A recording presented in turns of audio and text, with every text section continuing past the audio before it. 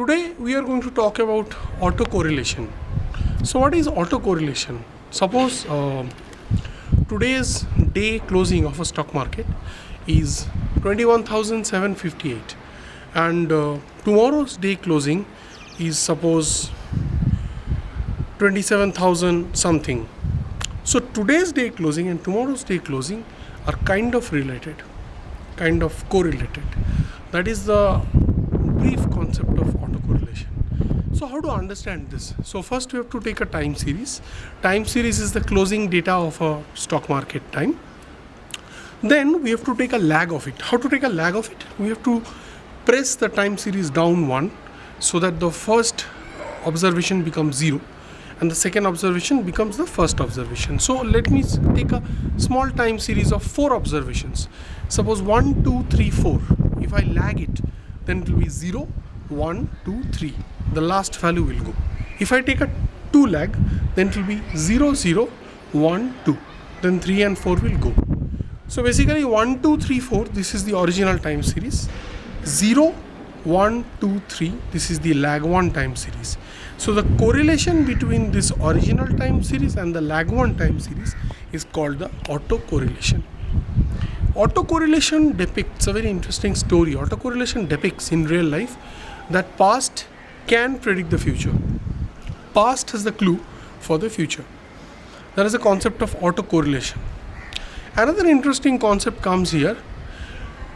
So the coefficient of autocorrelation, suppose we do the coefficient of autocorrelation at every corresponding point. You can see the video where I have done it in a Excel and put it in a Word file and gave some exact numbers.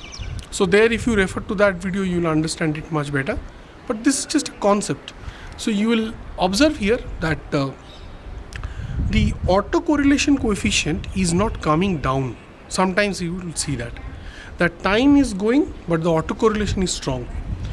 So what does it mean? Suppose last year May 5th was having a correlation of 0.9 with May 4th.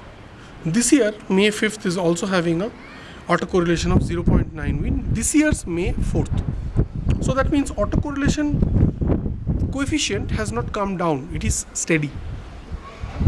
That concept is called long memory.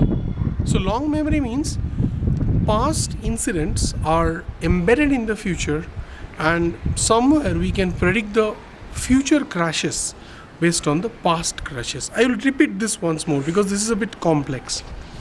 So I'll take you back to 2019. Suppose 2019, 4th of May and 5th of May.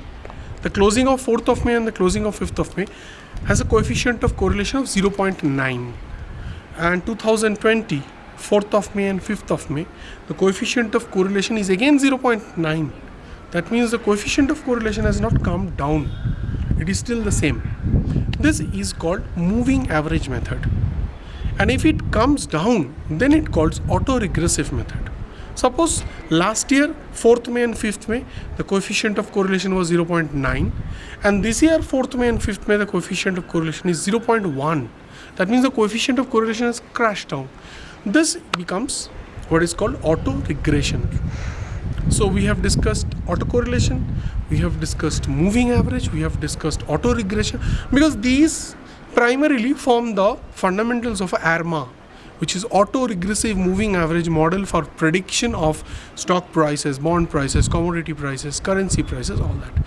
Thank you very much for watching this video.